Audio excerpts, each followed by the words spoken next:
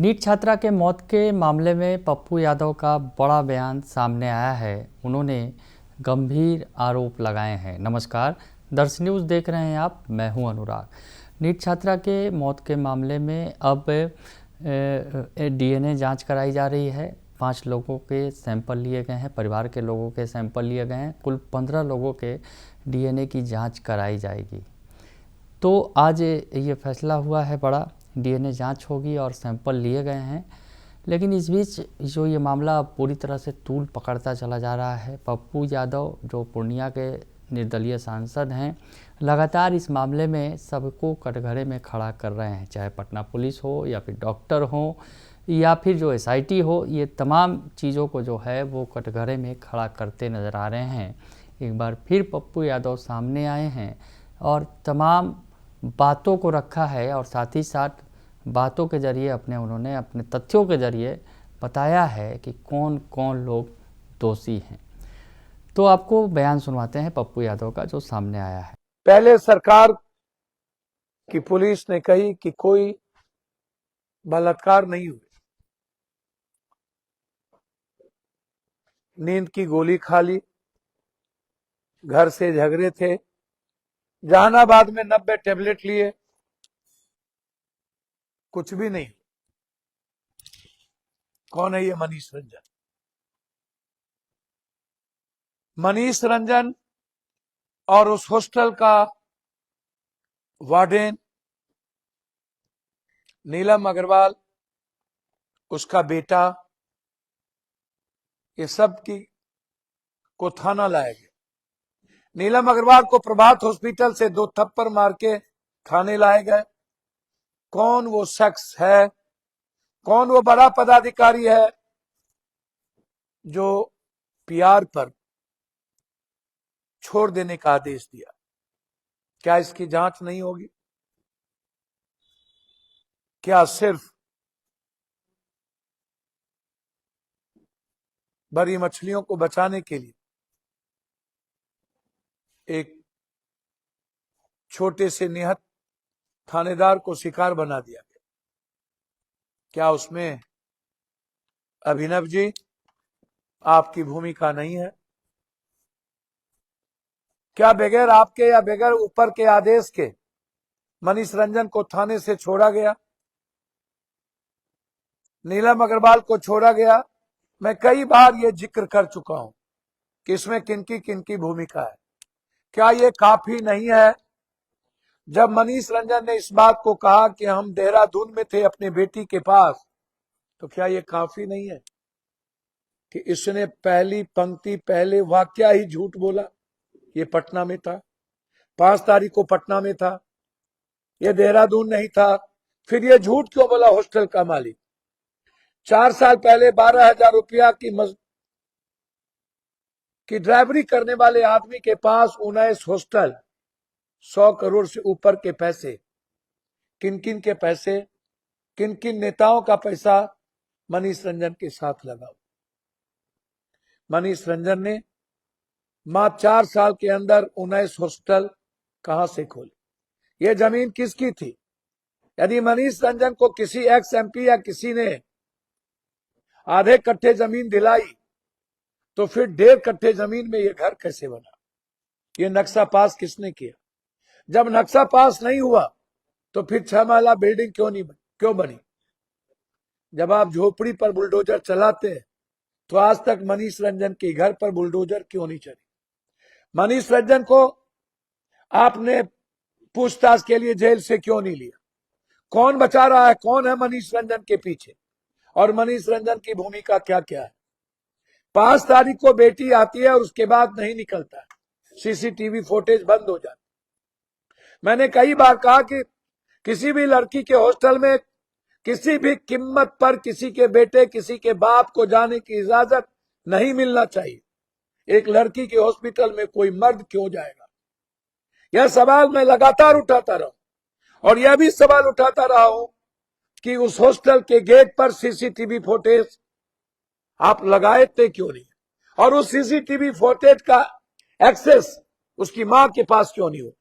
उसकी मां खुद क्यों नहीं गाइड करेगी कि हमारी बेटी कब निकली, हमारी बेटी कब आई, हमारी बेटी कहां है, वो एक्सेस आप उसकी मां को क्यों नहीं देते? कोई गाइडलाइंस क्यों नहीं, कोई रजिस्ट्रेशन क्यों नहीं है? लगातार ये सवाल खड़ा हो रहा है कि सीसीटीवी फुटेज को जांच करिए। लगातार ये सवाल खड़ा हो रहा है कि हॉस्टल के द्वारा चुनाव में भी 200 लड़कियों को होटल में भेजा गया। यह एक बार नहीं, कई बार ये जिक्र हो चुका है। मैंने कई लड़कियों को आपके सामने लाया हूं।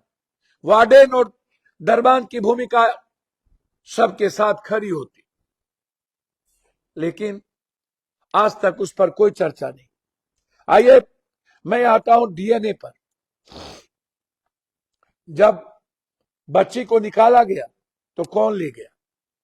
सीसीटीवी फुटेज नहीं है। बच्ची को निकालने के बाद उसके कपड़े को किसने धोया, उसके रूम को किसने धोया, और 11 दिनों तक वो हॉस्टल सील क्यों नहीं हुआ? केवाड़ी नहीं टूटी हुई थी। आप मानने को तैयार नहीं थे। आज तक आप पीएमसीएच के पोस्टमार्टम रिपोर्ट को मानते थे।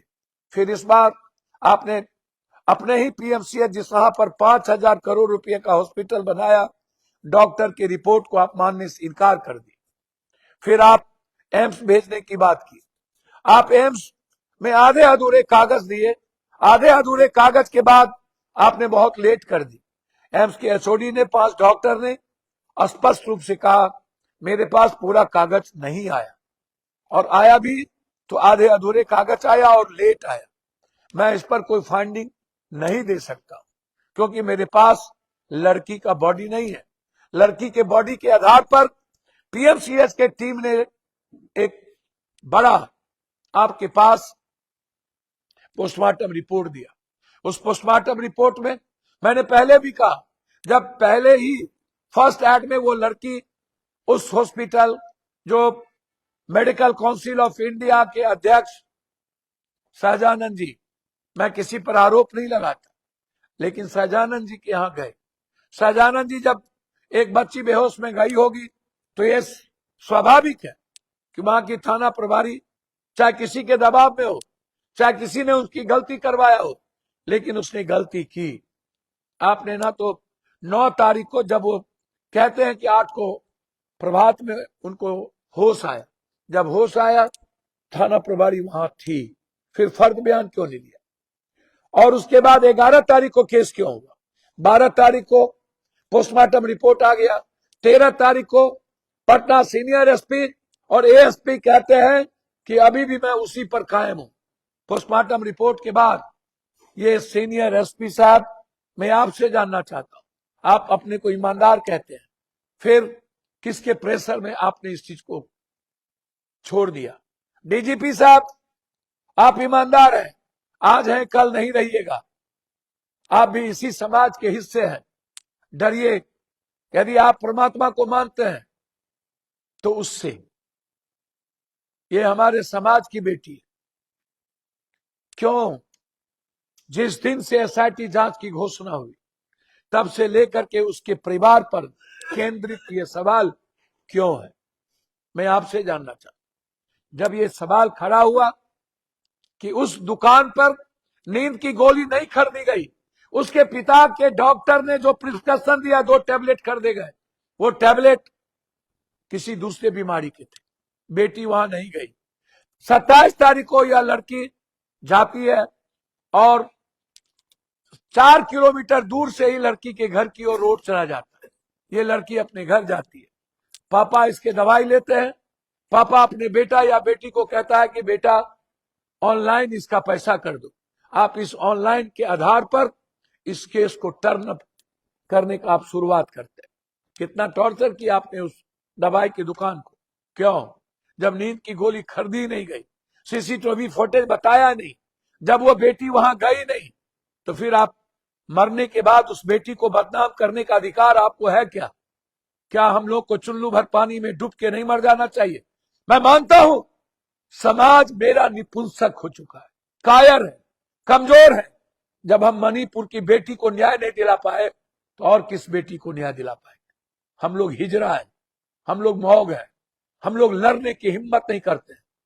छी, लानत है सारे नेताओं पर जो रात के अंधेरे में सिर्फ पैसे और सेक्स के लिए पैदा हुआ है।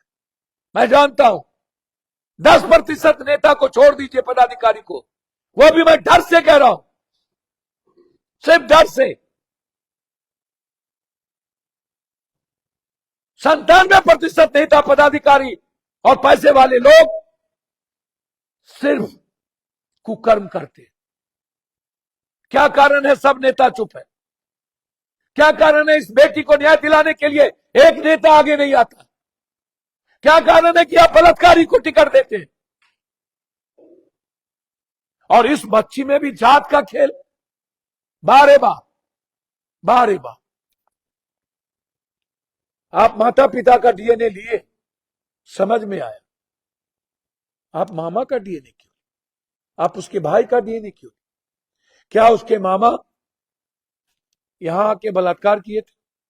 क्या उसके भाई ने हॉस्टल आया था? क्या उसके मामा और भाई ने एक साथ मिलकर बलात्कार करके भेजा था? तब से अंडर गारमेंट में ब्लड लगा हुआ था। अंडर गारमेंट यदि नहीं मिलता तो क्या बलात्कार साबित आप होने देते? बेटी के सीने पर नछोड़, बेटी के माथे में चोट सीटी स्कैन के बाद, बेटी के पीठ पर पूरी चोट, बेटी के हिप्स पर दांत काटा हुआ, बेटी के प्राइवेट पार्ट पर सूजा हुआ, बेटी के प्राइवेट पार्ट पर लगातार प्रेशर। क्या किसने किया? जब हमारी बेटी के बाद सिर्फ 5 माला बिल्डिंग पर मनीष रंजन और मनीष रंजन का बेटा नीलम अग्रवाल का बेटा और उसके साथ दोस्त एक ही रास्ता, जब आप थे तो फिर कौन था? मामा सुभाष शर्मा, जिसने 2.5 लाख रुपया प्रभात में पे किया और 1.5 लाख रुपया मरने के बाद मेदांता को पे किया। शर्म नहीं आता? सम्राट चौधरी साहब, आप तो बहादुर हैं। हम लोगों को चुल्लू भर पानी में डूब के मर नहीं जाना चाहिए। हम लोग किसको बचा रहे? किसको? मैं हाथ जोड़ता हूं, पैर पकड़ता हूं। सम्राट जी, प्लीज प्लीज प्लीज मत बचाइए, पैर पकड़ता हूं। उसके माँ बाप आत्महत्या कर लेंगे, उसका भाई पागल हो चुका है। मत बदनाम कीजिए रिश्तों को, बचने दीजिए, बचने दीजिए। ये गंदा खेल मत खेलिए। जब बलात्कार प्रूव्ड हो गया तब आप बलात्कार किसने किया? डीएनए आप नीलू अग्रवाल के बेटे का क्यों नहीं ले रहे? मनीष रंजन के बेटे का क्यों नहीं ले रहे? आप 11 लोगों का डीएनए लेंगे, जिसमें एक मामा, एक भाई और माँ बाप का आप ले चुके। 5 आदमी का शायद डीएनए आप लिए। हम सर्वोच्च न्यायालय और हाई कोर्ट से आग्रह करेंगे कि आप सो मोटो नोटिस लीजिए, अन्यथा पूरी दुनिया खत्म हो जाएगी। ये गंदा खेल मत खेलिए। मैं बिहार के हर मां से कहना चाहूंगा, बचाइए अपनी बेटी को इन नरभक्षी हॉस्टल के मालिकों से, इन नेताओं से, इन गिद्ध दृष्टि के पदाधिकारियों से। हॉस्टल, डॉक्टर और पदाधिकारी, नेता, ये चारों मिले हुए और पैसे वाले, ये 5 आदमी मिलके मेरे बेटी को नोचता है और यही सोसाइटी को चलाता है। सोसाइटी इसी को भगवान मानती है। कहां से न्याय मिले? रुपेश का मर्डर हुआ, न्याय मिला? गलत तरीके से 5 आदमी को जेल भेज के एसआईटी में आपने पीठ ठोक दी और हाई कोर्ट ने उस 5 को बरी कर दिया। किसने मारा रुपेश को?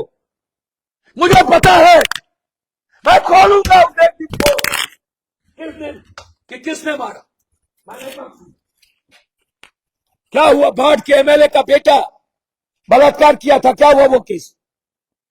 क्या हुआ? क्यों दबा दिया गया वो केस? धनंजय सिंह के बेटे ने एक आईएएस पर गोली चलाया था, क्यों दफना दिए उस केस को? काहे काहे कितने केस को दफनाइएगा? अब फिर एक बेटी के बलि को और एक परिवार को खत्म करने की तैयारी। आप डॉक्टर से पूछताछ क्यों नहीं करते? आप सतीश ने क्या कहा सुनेंगे आप? सुनिए, सतीश ने कहा कि मैं इस युग का अभिमन्यु हूं, मैं मिटा दूंगा। सुनिए सतीश ने क्या कहा। कितनी साजिशें रचनी है, रचने अभिमन्यु कलयुग का एक एक का दरवाजा खोलूंगा, एक एक को जमीन से काट। मैं बिहार के लोगों से पूछना चाहता हूं, ये डॉक्टर है या जल्लाद? ये डॉक्टर है या नरभक्षी? क्या इसे जीने का राइट है? एक एक लोगों का दरवाजा खोलूंगा और भट्टी में मिला दूंगा। यह डॉक्टर की भाषा है? ये किसको मिलाएगा? कितनी ताकत है इसको मिट्टी में मिलाने की? मैं इसके चुनौती को कबूल करता हूं। किसी एक आदमी को मिट्टी में मिला करके तू दिखा दे। सोचिए कौन है इसके पीछे? क्यों गिरफ्तारी नहीं हुई? क्यों एसआईटी इससे पूछताछ नहीं किया?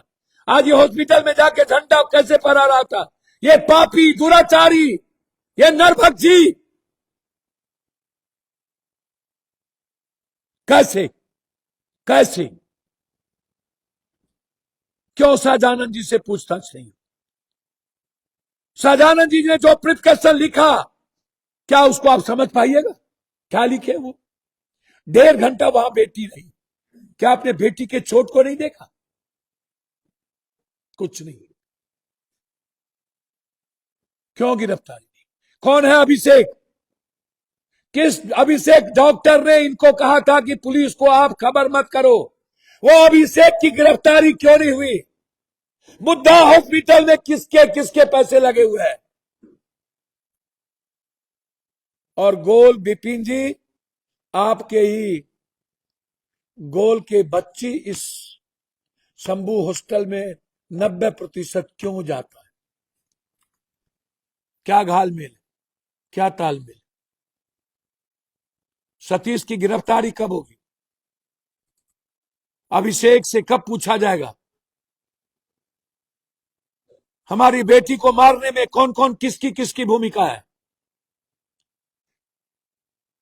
तो सुना आपने कि पप्पू यादव ने लाइव आकर जो बताया, पप्पू यादव ने जो बातें कही कि पटना पुलिस किस तरह से कटघरे में खड़ी है, किस तरह से बयान बदलवाने की कोशिश की गई, किस तरह से मामले को नया मोड़ देने की कोशिश की गई, ये तमाम बातें वो बताते नज़र आ रहे हैं।